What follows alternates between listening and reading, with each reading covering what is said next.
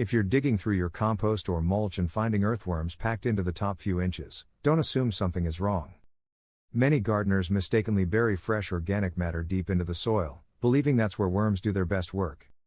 In reality, that habit often slows decomposition, reduces oxygen, and limits the natural soil building process that produces healthier crops. One tool that has helped me understand what's happening below the surface is a soil moisture meter for plants with a built-in soil thermometer and light sensor. Worm activity changes quickly when moisture or temperature shifts, and this tool helps me avoid letting compost become too dry or waterlogged. I'll leave the exact one I use in the description if you want to check it out. It takes the guesswork out of managing healthy soil biology. Worms are following food, not hiding from you. Earthworms aren't randomly scattered through your garden. They're searching for oxygen, moisture, and fresh organic material. Those three conditions almost always exist near the surface. Leaves, grass clippings, shredded stems, and partially decomposed mulch create an active feeding zone just beneath the top layer of soil. When gardeners constantly disturb that layer, they interrupt the very ecosystem they're trying to improve. If you enjoy learning practical soil science instead of gardening myths, consider subscribing to FarmLogic. We focus on techniques that consistently produce healthier gardens through better biology.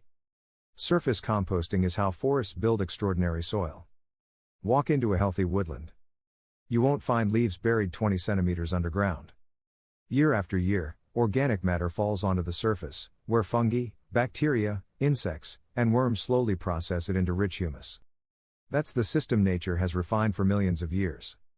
When I began copying that process in raised beds, worm populations increased dramatically without adding a single commercial soil amendment.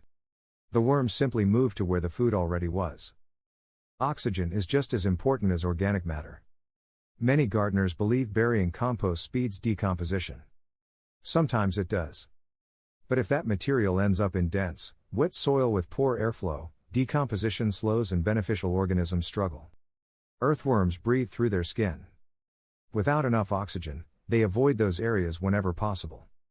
That's one reason you'll often find them directly beneath mulch instead of deep below the garden. Mulch becomes an underground cafeteria. A layer of mulch about 5 to 8 centimeters thick creates ideal conditions for biological activity. It keeps temperatures more stable. It reduces moisture loss.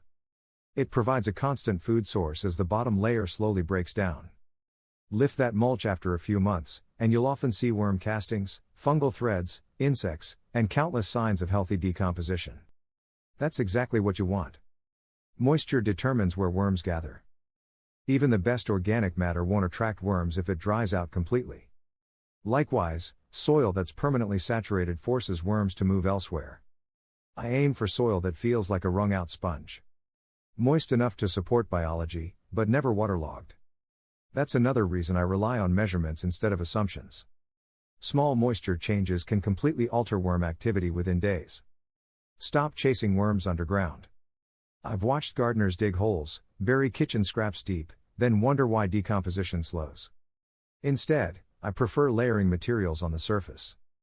Grass clippings, leaves, finished compost, small pieces of plant residue.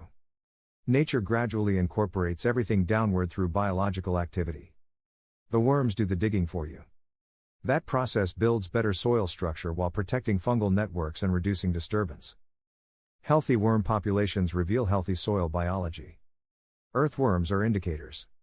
When they're concentrated near the surface beneath organic mulch, they're often telling you conditions are excellent.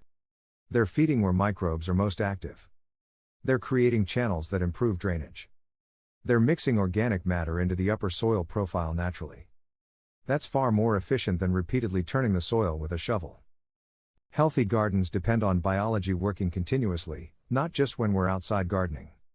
The next time you lift your mulch and discover dozens of worms near the surface, don't assume they're escaping the soil.